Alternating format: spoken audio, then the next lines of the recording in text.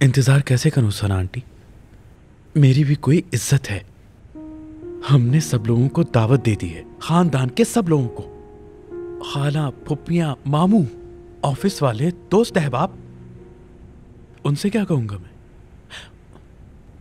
अपने माँ बाप से क्या कहूंगा मैं? उनसे ये कहूं कि जो शादी हमने तय की थी अब हम उसे रोकना चाहते हैं। मैं आपसे दरखास्त कर रहा हूं कि मुझे सिर्फ एक वजह बता दे, एक वजह बताए मुझे। नहीं बता सकती, मैं तुम्हें इस बारे में कुछ भी नहीं बता सकती।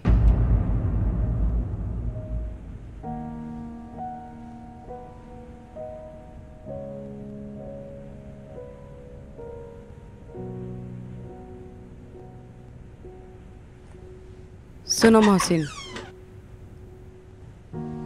एक बात बताना चाहूंगी।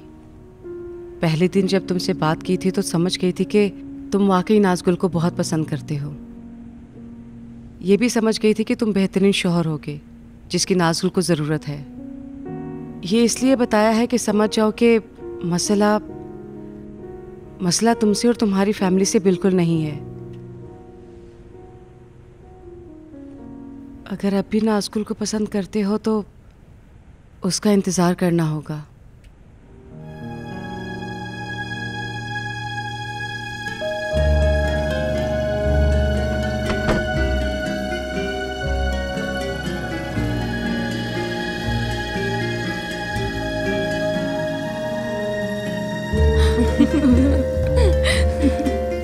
लेकिन मैं कह रही हूँ जो मोहसिन लेके आया वो ज्यादा खूबसूरत है। हाँ बहुत, लेकिन काफी कीमती होगा ना। हाँ, मोहसिन तो दूसरा ले रहा था लेकिन अम्मी ने मना कर दिया कि ये ले लो। वाकई? 1 मिनट रुक जाइए।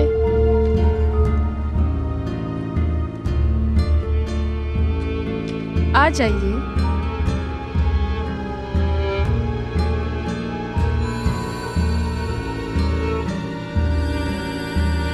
इत्तेफाक से हम आपकी ही बुराइयां कर रहे थे। तुमने जो गिफ्ट खरीदा है हम उसी के बारे में बात कर रहे थे। दूसरा वाला तो हमने नहीं खरीदा था, वैसे भी वो सिर्फ महंगा ही था। ये जो हमने खरीदा है बहुत खूबसूरत है। शीरीन ने भी यही कहा। हाँ बहुत अच्छा है। बहुत शुक्रिया। उन्हीं दिनों में शीरीन की भी शादी है, हम भी वहाँ जरूर जाएंगे। अरे हाँ, अगर तुम बुरा ना मानो तो मेरा कुछ सामान ले जाओ, शादी के फजूल खर्चों से बच जाओगी। ठीक है ना? चाहो तो शादी का सूट भी।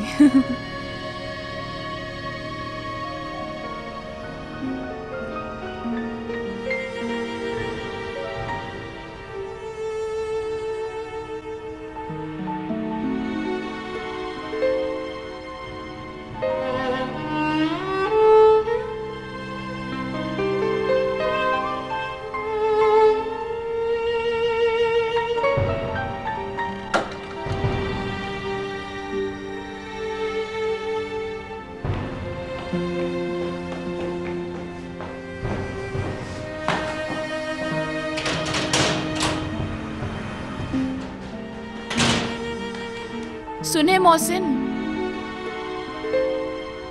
कहाँ जा रहे हैं मोहसिन?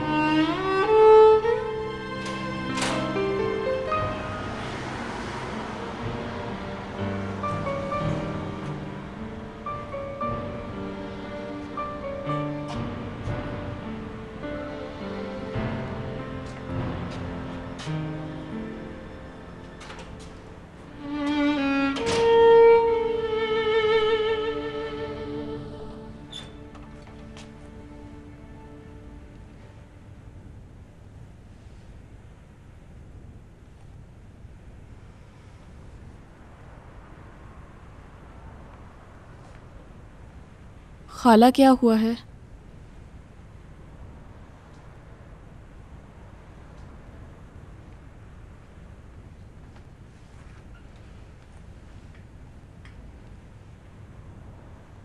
अम्मी जान,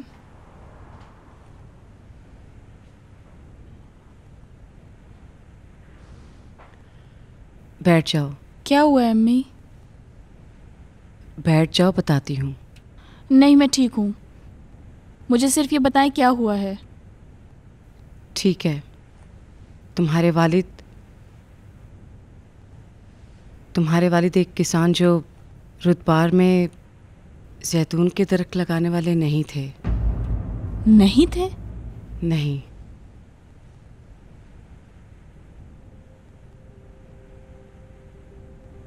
उन्हें तो जैतून बिल्कुल भी पसंद नहीं था। उन्होंने तो सारी ज़िंदगी में जैतून चखा भी नहीं होगा। शायद ये भी नहीं जानते होंगे कि रुतबार कहाँ है। यहाँ तक कि शायद उन्हें ये भी नहीं मालूम होगा कि रुतबार में ज़लज़ला भी आया होगा।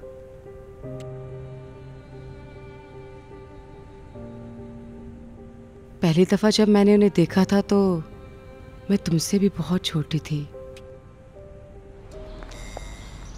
आती हूँ भाई।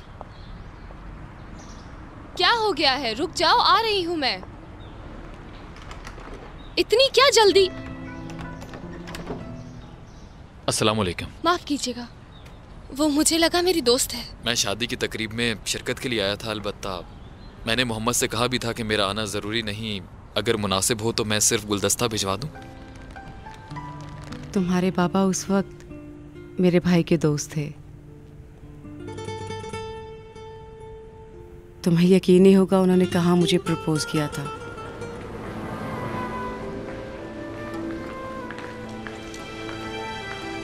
एक मिनट। अस्सलाम वालेकुम। वालेकुम अस्सलाम। बाबा ने बताया था कि आप आई थी। जी हाँ। मेरा पैगाम आपको मिल गया था? जी हाँ, उन्होंने बताया कि आप नहीं चाहते कि मैं कुछ बोलूं।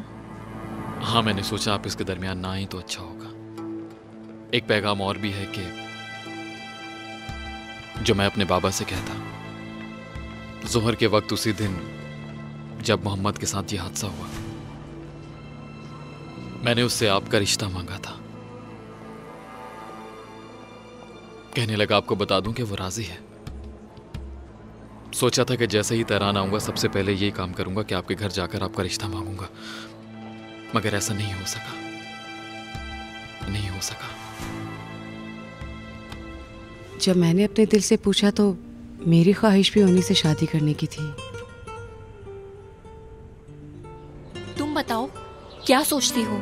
किस बारे में? अरे भाई, तुम्हारा क्या ख्याल है? तुम भी उसको पसंद करती हो?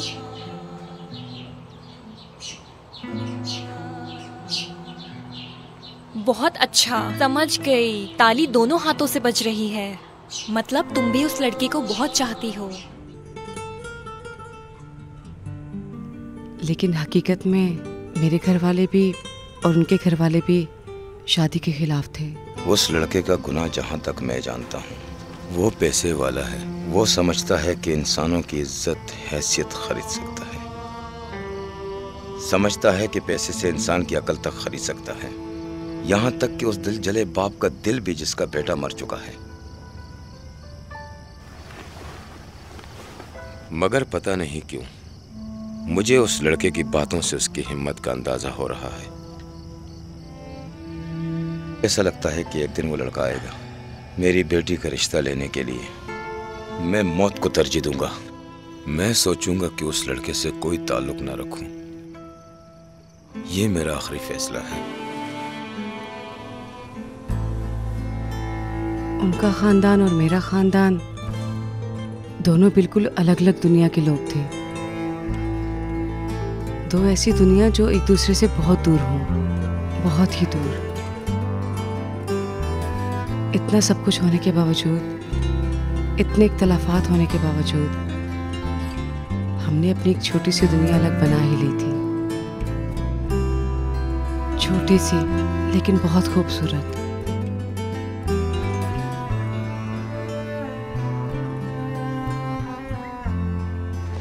क्या हुआ? घबराहट हो रही है मुझे। अरे घबराने की क्या बात है, तुम्हें तो सब आता है। जाओ जाकर लिख कर आओ। ताहिर, आप मेरे लिए दुआ तुम करेंगे बेफिक्र ना? रहो। चलो अब जाओ। दुआ करिएगा। खुदा हाँ, हाफिज। खुदा हाफिज। ख्याल रखना।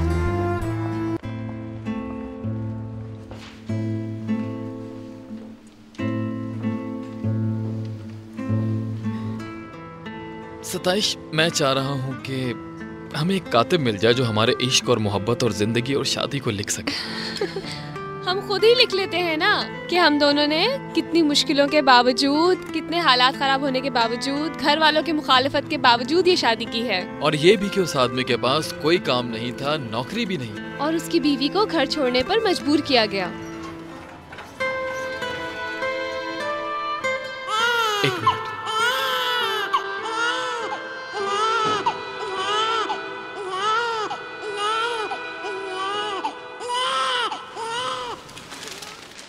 ये लीजिए, ये आपके लिए। ये तो बहुत ही खूबसूरत है। जानती हो इन फूलों से खूबसूरत क्या है? हमारी बेटी, मेरी जान। ये लो, आओ तुम्हें फीडर पिला मुझे दे दें आप, ये आपसे नाराज अच्छा है। क्यों, मैंने ऐसा क्या कर दिया जो नाराज हो गई? मेरी बेटी है। चलिए आप जाकर खाना खा लें। इसकी बात मत सुनना बेटा, जब तक तुम खाना खाओगे ये सो जाएगी, जब तक ये जाग रही है खेल लो इसके साथ। सुन लिया तुमने? बाबा जान, एक बात मैं आपको बता दूं आज। जानती हूँ कि आप सुबह से शाम तक मेरी खातिर काम करते हैं, ये भी जानती हूँ कि मेरे लिए इतनी तकलीफें उठाते हैं। और क्या था, हाँ जानती हूँ कि मेरी खातिर अपने घर वालों से अलग रह रहे हैं आप, मगर आपको याद रखना होगा कि दिन में एक दफा मेरी तारीफ भी कर दिया करें। आप सुन रहे हैं ना? हाँ हाँ हाँ, तुम्हारी तबीयत तो ठीक है ना? आप जानते हैं कि मैं ठीक हूँ। अम्मी जान, अम्मी जान,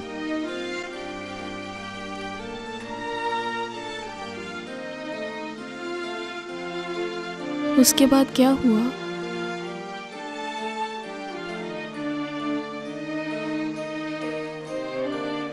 प्यार करना बहुत आसान है, लेकिन निभाना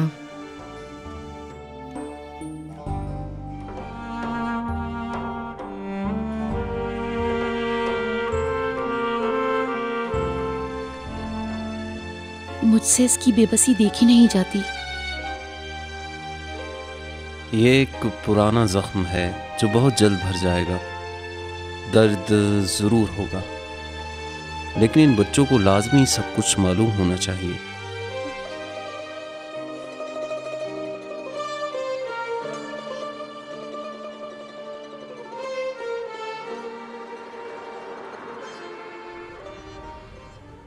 ये वो तमाम बातें थी जो मैं तुम्हें बताना चाहती थी।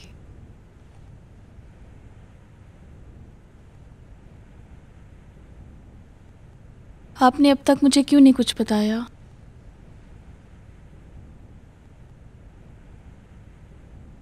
सोचा था कि इसकी ज़रूरत कभी नहीं पड़ेगी। कब तक नहीं बताती? हमेशा तक। मतलब कभी भी आपने नहीं सोचा कि हमें पता चले कि हम कौन हैं?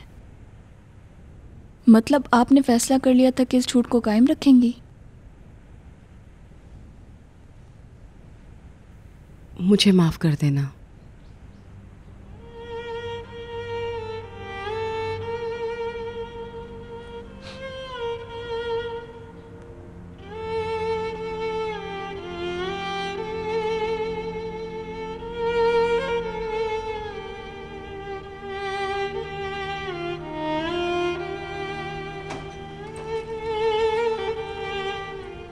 आ गई आप आंटी। नाज़गुल कहाँ है? अच्छा आंटी, अब मैं चलती हूँ, मुझे देर हो रही है। बाकी काम मैं नाज़गुल के साथ ख़त्म कर दूँगी।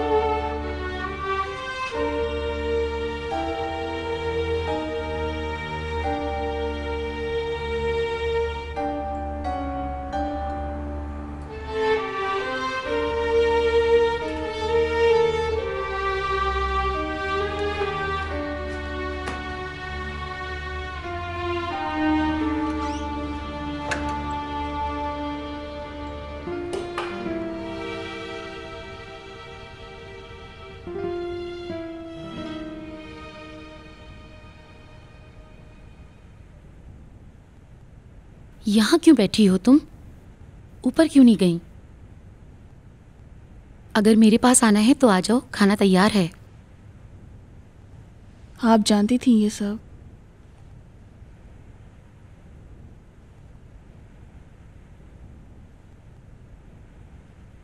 हाँ, जानती थी मैं। आपके ख्याल में अम्मी ने ठीक किया क्या?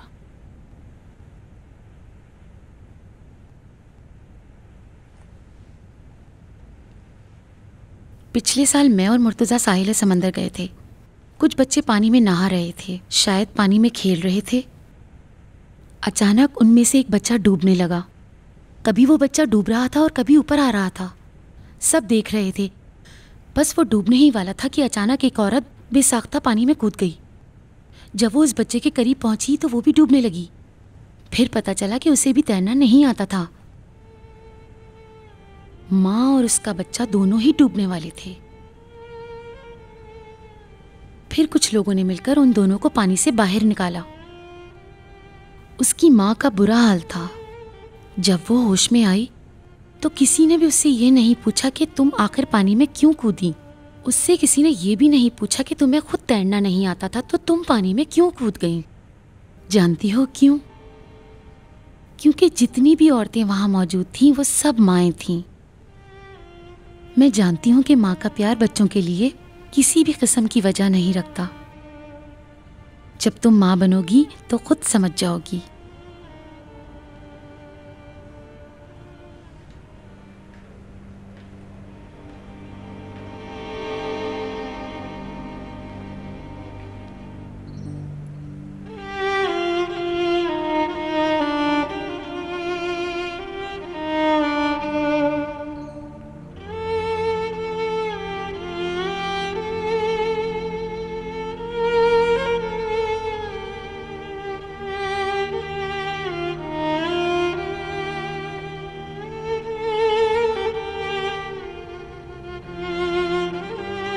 अम्मी जान।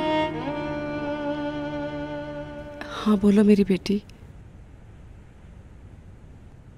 मैं चाहती हूँ आपको मालूम होना चाहिए कि मैं सारी दुनिया के बदले में भी आपको नहीं छोड़ूंगी।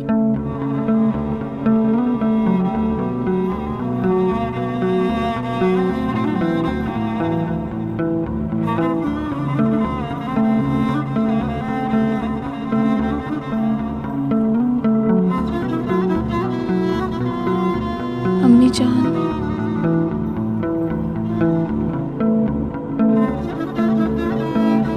मैं खुशकिस्मत हूँ। मैं बहुत खुशकिस्मत हूँ कि मेरी अम्मी आप हैं।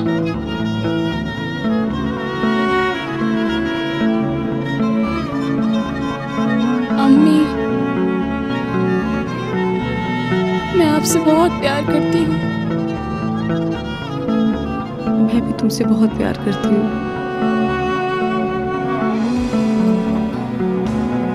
अम्मी जान,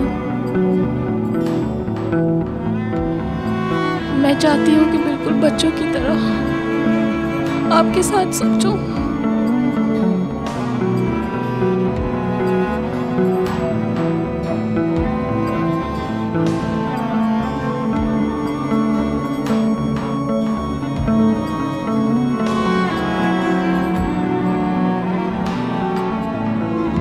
इसलिए कि वो मेरी मोतियां हैं, वो मेरा खून है। मेरा खून मुझसे कभी झूठ नहीं बोलेगा। वो एक ऐसा बेटा था जिस पर मैं अपनी सारी दुनिया लुटा सकता था।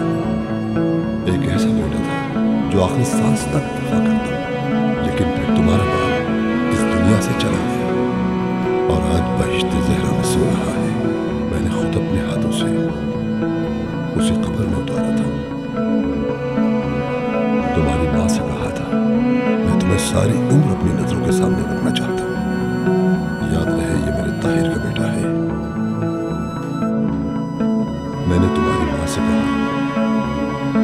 इस बच्चे को मुझे दे दो, लेकिन तुम्हारी माँ ने कहा, मैं इसका एक बाल भी नहीं दूंगी।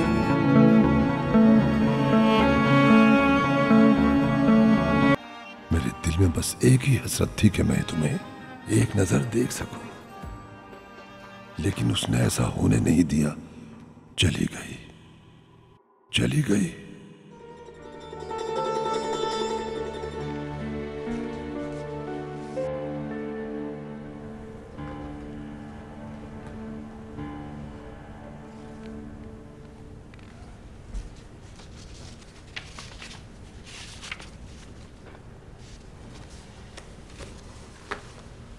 मतलब 20 साल से आप इन शनाख्ती कार्ड का इस्तेमाल कर रही थी? जी हाँ।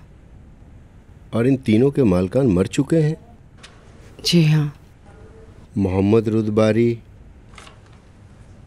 फातिमा रुदबारी और सना बानो रुदबारी। और आप 20 साल बाद चाहती हैं कि इस जाली शनाख्त को असली शनाख्त बना लें? जनाब मुर्तज़ा, आप तो काफ़ी सीनियर हैं। शुक्रिया। आप तो जानते होंगे कि इस काम का पहला कदम सच्चाई है, और इस केस में हकीकत तो बच्चे ही हैं। बच्चों के लिए इसमें कोई परेशानी नहीं होगी, क्योंकि उनका इस बात से कोई ताल्लुक नहीं था। उनको उनकी शनाख्त वापस मिल जाएगी। आप इस बात से परेशान ना हों। जो कागजात उनके नकली नाम पर हैं, चाहे वो तालीमी कागजात हों या शनाख्ती कार्ड हों, वो आपके बच्चों को मिल जाएंगे। बस आपको नकली कागजात के साथ एक दरख्वास्त जमा करानी होगी। बिल्कुल, मैं भी यही चाहती हूँ। लेकिन हो सकता है कि आपको इस जुर्म के बदले काफ़ी मुसीबतें उठानी पड़ेंगी। जी कोई मसला नहीं है। फिर ठीक है। इसका मतलब उसे लॉकअप कर देंगे? मैं जज नहीं हूँ, इसलिए मैं बस। अच्छा, जिस वक्त इसने ऐसा किया इसे मालूम नहीं था कि ये जुर्म है। ये एक नौजवान लड़की आतिफा थी। बेगम, मैं सच कह रही हूँ। इसका शौहर मर गया था। इसका ससुर इसके बच्चों को जबरदस्ती छीनना चाहता था। उसके पास वसाइल थे। अब इसमें इसकी क्या गलती है? मिसेस मुर्तज़ा जी, कानून की 2 किस्में होती हैं। बहुत बेरहम भी है और रियायत भी देता है। बेरहम इसलिए भी है कि कोई कानून शिकनी ना करे। आपने सुना होगा, जहालत का कानून की जिम्मेदारी से कोई ताल्लुक नहीं, लेकिन रियायत मिलने से है। मतलब सज़ा सुनाने से पहले हर बात पर गौर किया जाता है। और अच्छा होगा कि हम रियायत वाले पहलू पर कानून से उम्मीद रखें।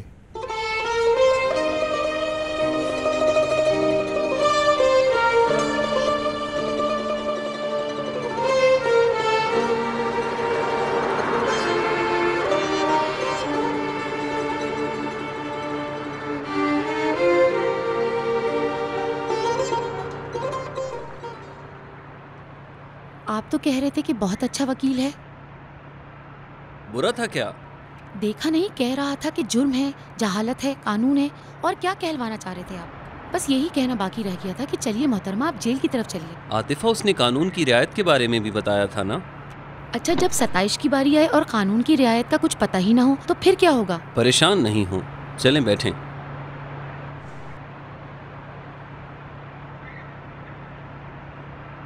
चलो अब बैठो। मैं खुद आ जाऊंगी। क्या मतलब कि मैं खुद आ जाऊंगी? मैं कब्रिस्तान जाना चाहती हूँ। आज तुम थकी हुई हो, कल चली जाना। नहीं, मुझे आज ही जाना है। मरहुमीन कहीं भाग नहीं जाएंगे। आज तुम थकी हुई हो, कल मैं खुद लेकर चलूंगी। मैं खुद ही जाना चाहती हूँ आतिफा, मैं अकेले जाना चाहती हूँ। 27 बहन, बैठ जाएं, बैठ जाएं प्लीज। मुझे लाजमी जाना है।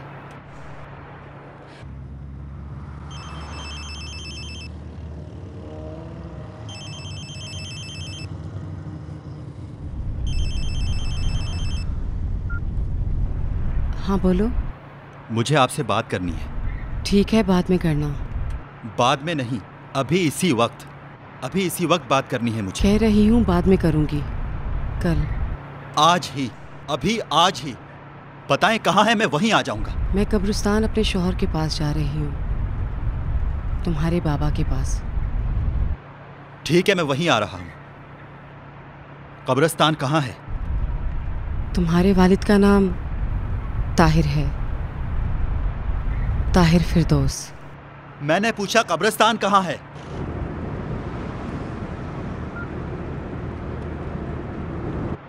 Hello, hello.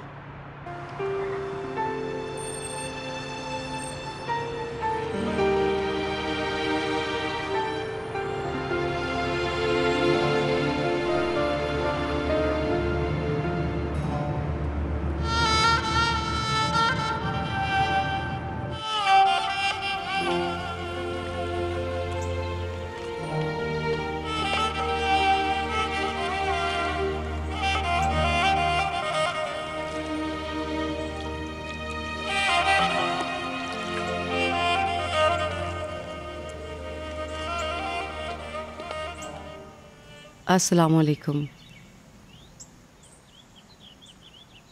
माफ़ करना, थोड़ी देर हो गई। अच्छा ठीक है, थोड़ी देर नहीं 20 साल। इतने सारे काम जो मुझे दिए हुए थे, इतनी सारी फरमाइशें, और फिर दूसरी तरफ तुम्हारे बाबा। मैं कुछ बताना नहीं चाहती हूँ, लेकिन मेरे लिए यहाँ आना बहुत मुश्किल था। तुम्हें क्या लगता है एक बेवा औरत के लिए सब कुछ करना आसान है?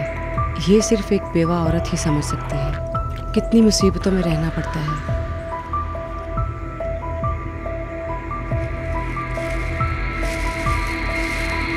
इलाके के मर्दों की नज़रों को देखो, औरतों को घूर रहे होते हैं। जब तक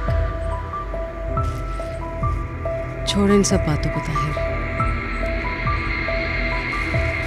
मुझे लगता है कि बस अब मैं थक चुकी हूँ।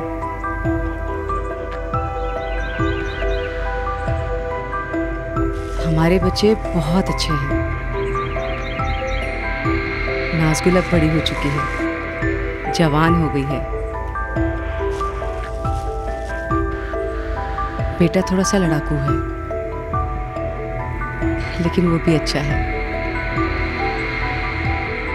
20 साल बाद वो शनाख्ती कार्ड जो हमें अजीज फुफ्फी ने दिए थे, वो मुसीबत बन गए हैं। बहुत परेशानी में हूँ।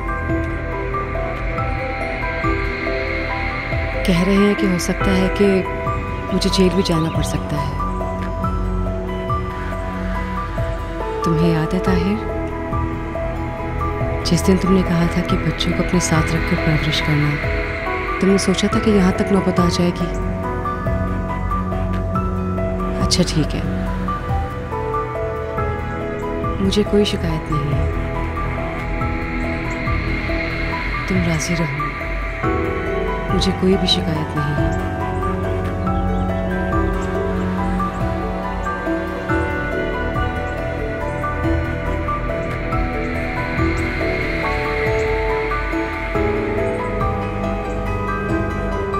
मुझे आपसे कुछ सवालात करने हैं।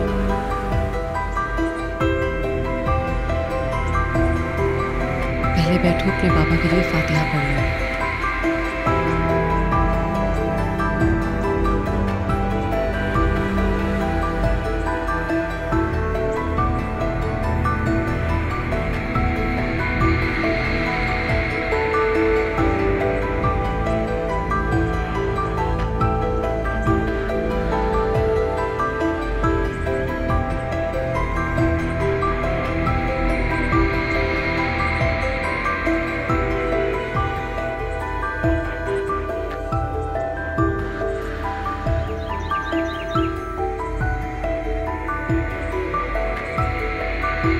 मैं कौन हूं अम्मी जान? अगर आपका नाम सना है तो? तुम मेरे बेटे हो। मेरा नाम कुछ भी हो, तुम्हें इससे कोई मतलब नहीं। तुम मेरे बेटे हो और ये तुम्हारे वालिद हैं।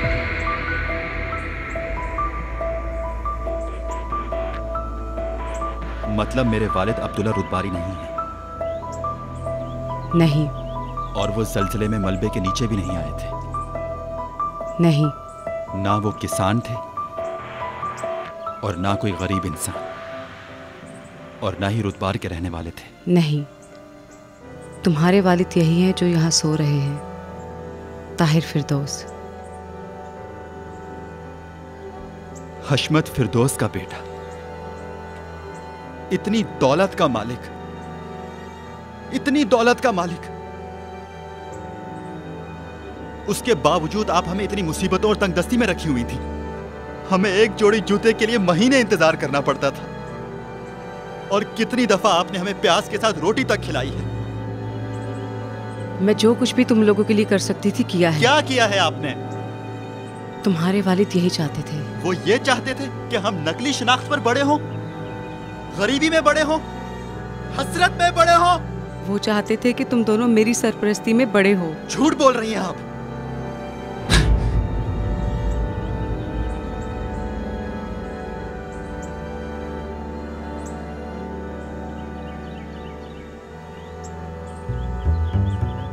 मालूम हो गया मुझे आपकी तरबियत का।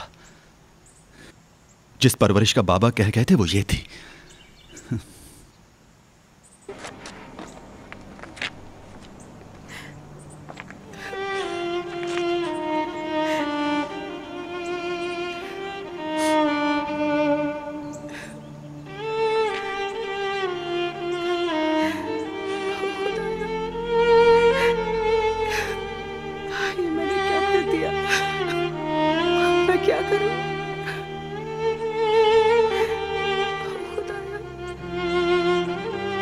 कहा था ये नहीं, तुम्हें कहा था कि सिर्फ गौर से सुनो सताइश, चाहे जैसे भी हालात हो जाए, यहाँ तक कि रात को खाने को कुछ भी ना हो, लेकिन उस घर का दरवाजा तुम कभी मत बजाना। मैं नहीं चाहता कि मेरे बच्चों पर उनका साया भी पड़े। मुझ में अगर थोड़ी सी भी इंसानियत है तो वो सिर्फ और सिर्फ मेरी माँ की वजह से है। अगर आज मैं खामोश हूँ तो वो सिर्फ और सिर्फ अपनी माँ की वजह से ही खामोश हूँ। मैं हरगिज ये नहीं चाहूंगा कि मेरे बाबा मेरे बच्चों को बिल्कुल अपनी तरह का इंसान बना दें, बकौल उनके जमाने के। आपको खुदा का वास्ता, आपको खुदा का वास्ता ऐसा ना कहे। अपने बच्चों को खुदा के बाद तुम्हारे हवाले कर रहा हूँ सताइश। कहीं मैंने तुम्हारी बातों को समझा ही नहीं हो। हमारे बच्चों को अपने बाबा जान हाजी नादरी के उसूलों पर बड़ा करना, ना कि मेरे बाबा के उसूलों पर। क्या मुझसे गलती हो गई है? मतलब मैं तुम्हारी बात ठीक से समझ ही नहीं पाई। मतलब मैं कोई और रास्ता चुन लेती जिस पर चलकर तुम्हारी बातें भी पूरी हो जाती और बच्चों की ख्वाहिशात भी। अगर मुझसे गलती हो गई हो तो क्या होगा? अगर इतना सब अजाब जो मैंने बच्चों को दिया, हाय ताहिर, तुम चाहते थे कि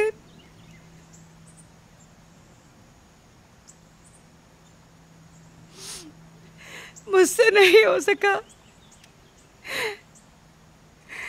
नहीं हो सका, माफ करना मुझे।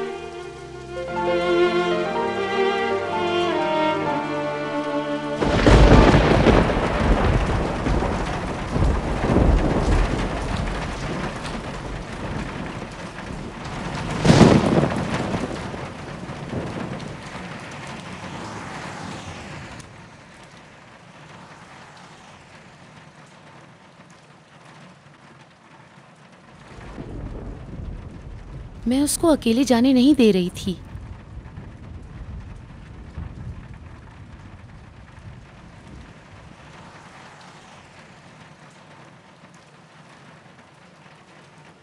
बात नहीं सुनती वो, शुरू से ही ऐसी है।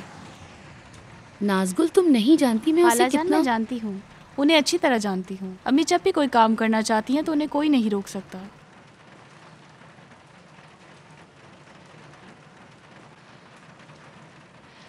मुर्तज़ा, क्या हम सताइश को कहीं देखने के लिए चलें? तुम अगर थोड़ी देर रुको तो मैं कुछ करूं।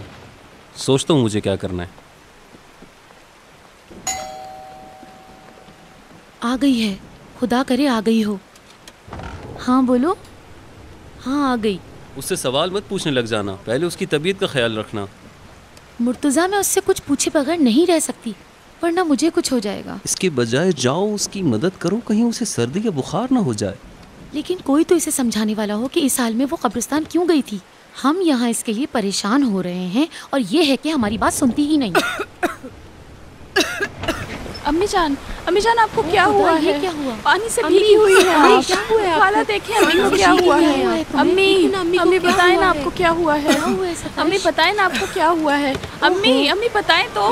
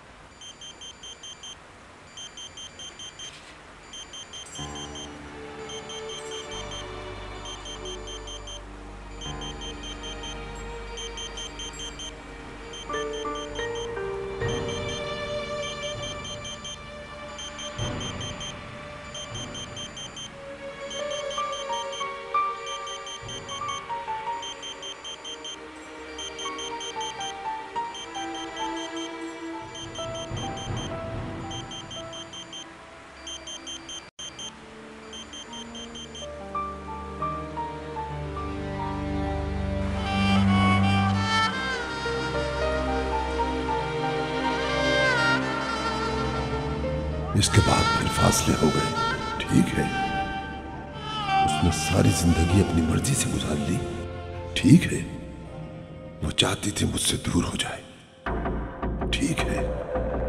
मैंने उससे कहा ये बच्चे मेरा खून है, मेरे ताहिर की निशानी है। मैंने उससे कहा सुनो, खताकार हूं, मैंने गलत किया है, कसूरवार हूं, मुझसे बड़ी गलती हुई है और अब मैं तुम्हारे पांव पड़ता हूं। ये बच्चे मेरा खून है, इन्हें मुझसे जुदा मत करो। मैंने कहा सुनो, तुम जो बोलोगी वो करूंगा मैं। तुम्हें घर चाहिए घर दूंगा, अगर खर्चा चाहिए वो भी दूंगा, दुनिया की जो चीज भी तुम्हें चाहिए हर चीज लाकर दूंगा तुम्हें। तुम बस मेरी बात मान लो, मैं तुम्हारे लिए हर काम करने के लिए तैयार हूँ, सिर्फ इसलिए कि इन बच्चों की परवरिश मैं खुद करूं।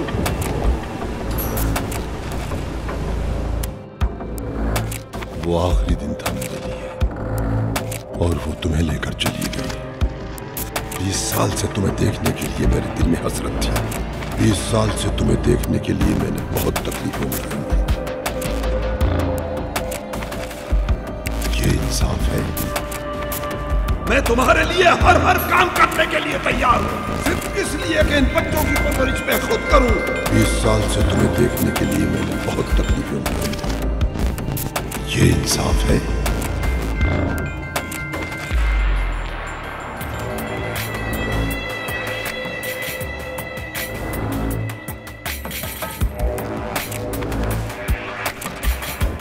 कोई और नंबर नहीं है उसका?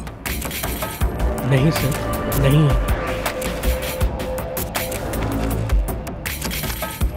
उसके रहने की जगह का पता? नहीं सर। नहीं सर नहीं कहो।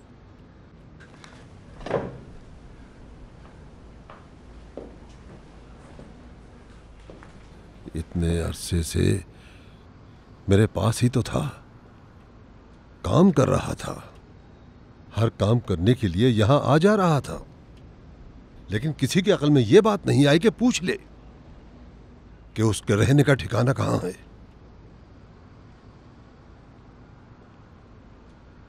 कहां रहता है, कहां सोता है,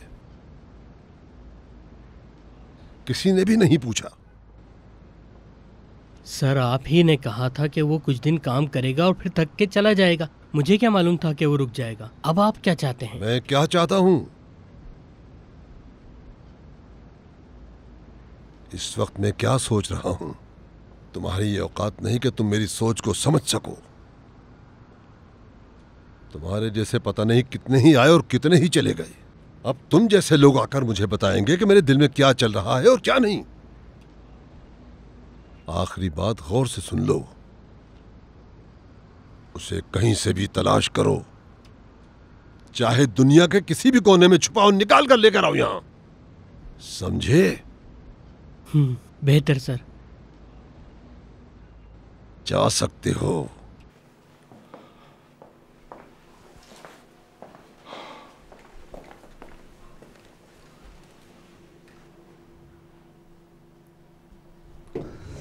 माफ़ी चाहता हूँ सर, एक बात पूछूं आपसे, क्या उसने कुछ चुरा लिया है आपका?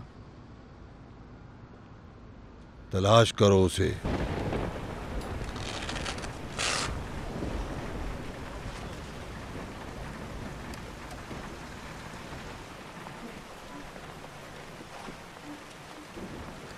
आधे घंटे बाद दोबारा चेक कर लीजिएगा।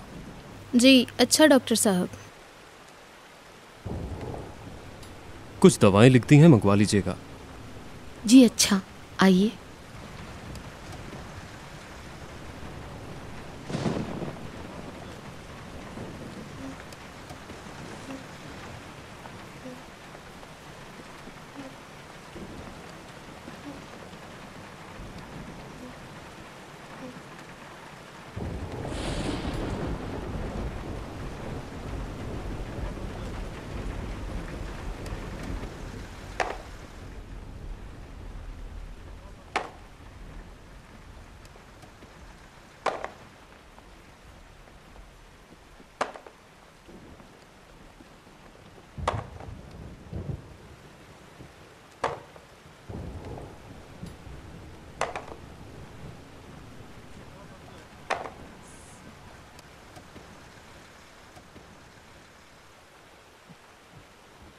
ये लीजिए। बहुत शुक्रिया।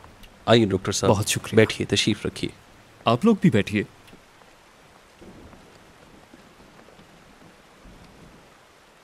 क्या हुआ? मेरे ख्याल से दिमागी दबाव है। यानी खतरा है? जी हाँ।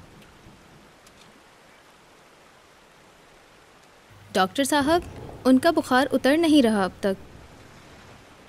हाँ, थोड़ा टाइम लगेगा, अभी दवाएं दी हैं, असर करेंगी। डॉक्टर साहब, अगर ज़रूरी हो तो हम अस्पताल ले जाएं? फिलहाल ज़रूरत नहीं है। मेरी असिस्टेंट आज रात यहाँ पर मौजूद हैं, वो देख लेंगी।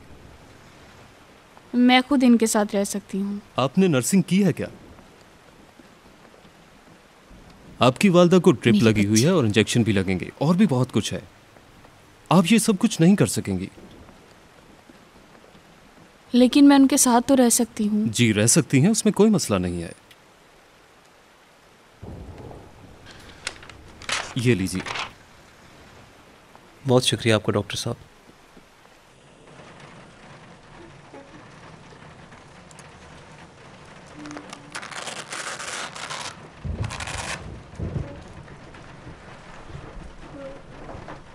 कैसी हैं आप?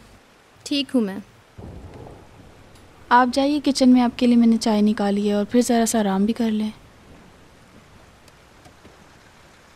बहुत शुक्रिया आपका, मेहरबानी। कोई बात नहीं।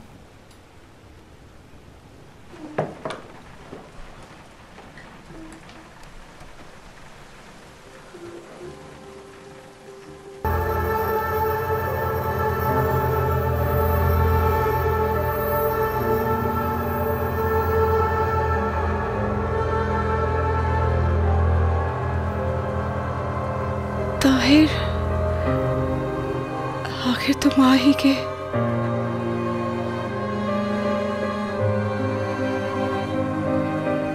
ताहिर, या खुदा। ताहिर, अम्मी जान,